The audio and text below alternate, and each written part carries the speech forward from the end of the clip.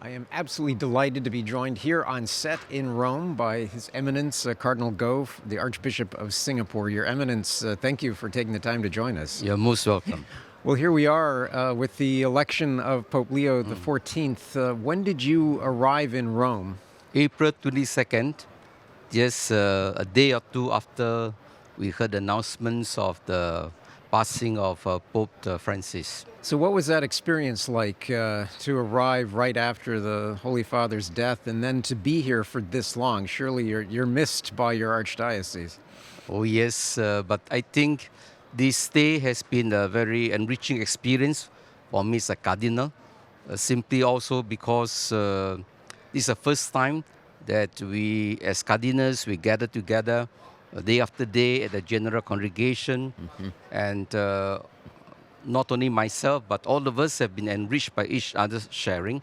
And that really helps us to understand the challenges, the concerns of the universal church.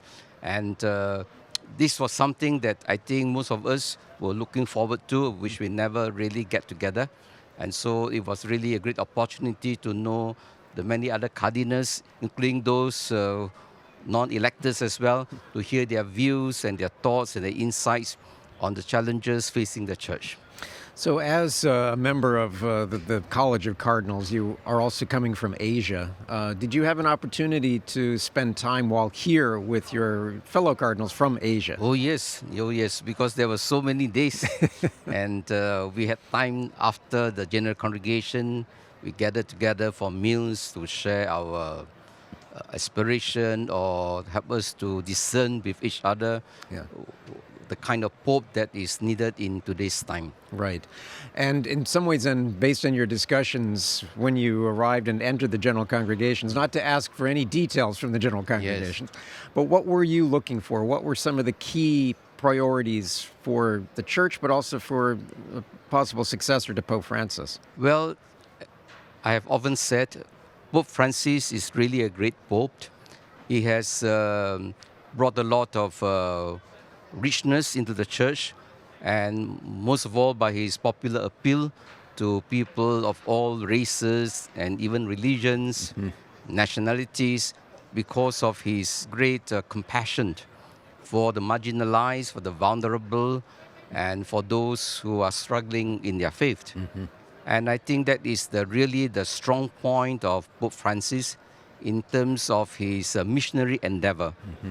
Pope Francis, in the certain sense, has followed what his predecessors, Pope St. John Paul II and also Pope Benedict, they have laid down the groundwork for the new evangelization.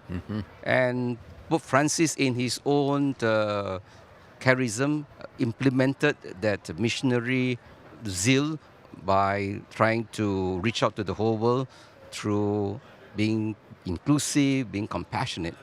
I think that is a strong point of Pope Francis. But at the same time, no one is perfect. There is no perfect pope, and even the good that we have done, there can always be improvement. Right. And I think our concerns were really because of the fact that although Pope Francis recognized the need to strengthen our communion in mission, and mission in communion, as St. John Paul II reminded us, there's a need for unity if the mission is to be successful. So he tried to implement, for example, synodality, which itself is truly also an inspiration of the Holy Spirit. The church must always be synodal, that is true. We must journey with each other. Bishops, priests must learn to listen to each other. And this is what we are called to do. Unfortunately, at the same time, because I think in his desire to reach out to all, there is ambiguity in some of his teachings with regards to the question of Amoris Laetitia, the question of communion, to the divorce, and to the civil marriage. And so these were issues that were actually dividing the church. So on one hand, he has brought the church together, and he has truly appealed to people of different levels of faith. On the other hand, those who try to be faithful to the gospel, themselves are confused. Even bishops are confused, including cardinals. We are confused as to exactly what is the church teaching with respect to certain moral issues. And it does not help also because some of the announcements just came from the press and we hear it from the media directly, and we do not know exactly what was the context of what he has said. And so we find ourselves struggling to explain to the people exactly where the stand the church is with respect to certain doctrines. So I think Pope Leo, and I hope and I believe that he would be the person to try to balance orthodoxy and being progressive. But I think there is a certain balance. Being traditional is not wrong.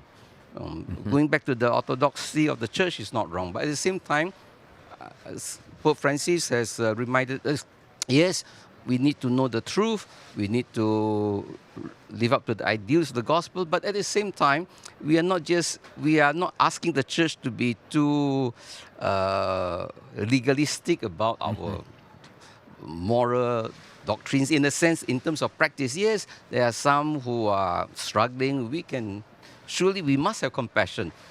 But I think what is important is that being compassionate is one thing, but being clear of our stand is one thing. I don't ever believe that we should reduce the gospel to suit the world. The gospel is the way, the truth, and the life. Right. What we should do is try to communicate the gospel to the world in such a way that they see the truth of what we are saying, the rationale of what we are saying, and that they will be brought over.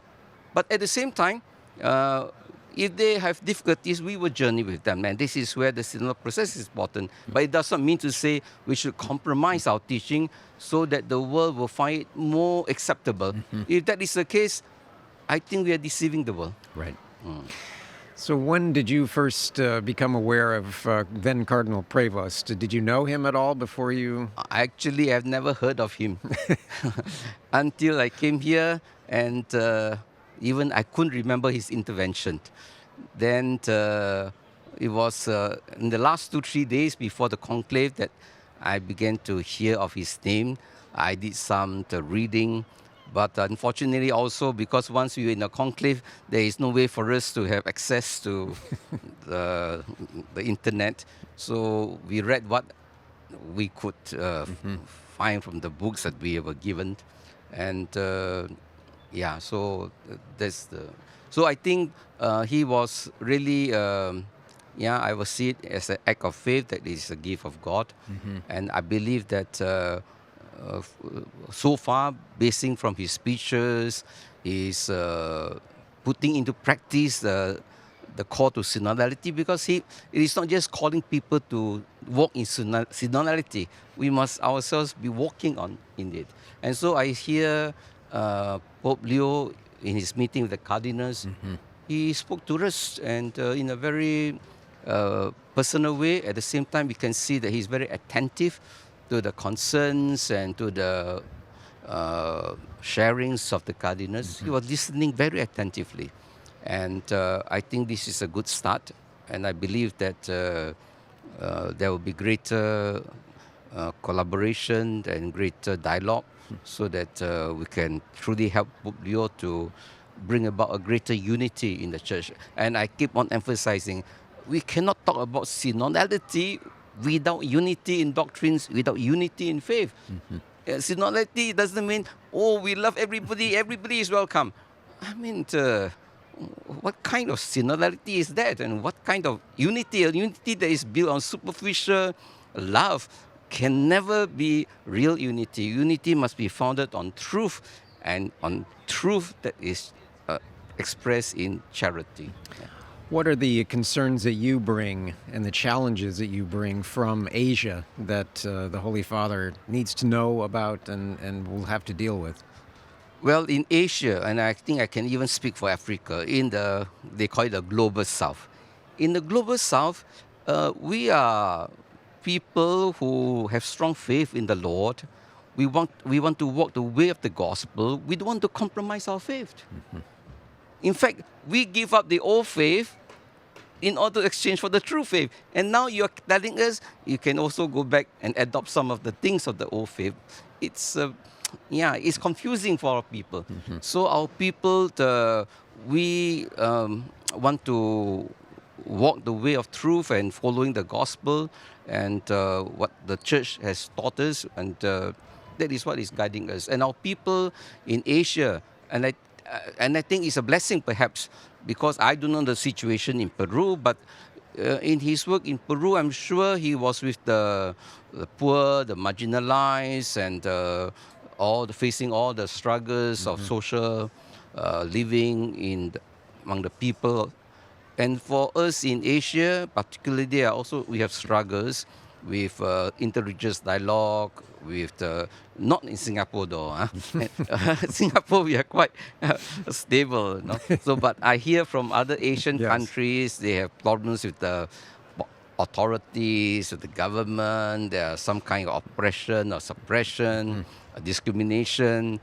In Singapore, we are okay. In Singapore, we have great relationship with all the religions. We respect each other, and but our problems in Singapore, they are more of the problems of the first world. All the LGBT, transgender struggles, and question of trying to find meaning in life, and not to live a materialistic, individualistic life. So I think the Asian Cardinals, we share our concerns with the Holy Father, and I think also the good thing about Pope Leo is that he speaks English.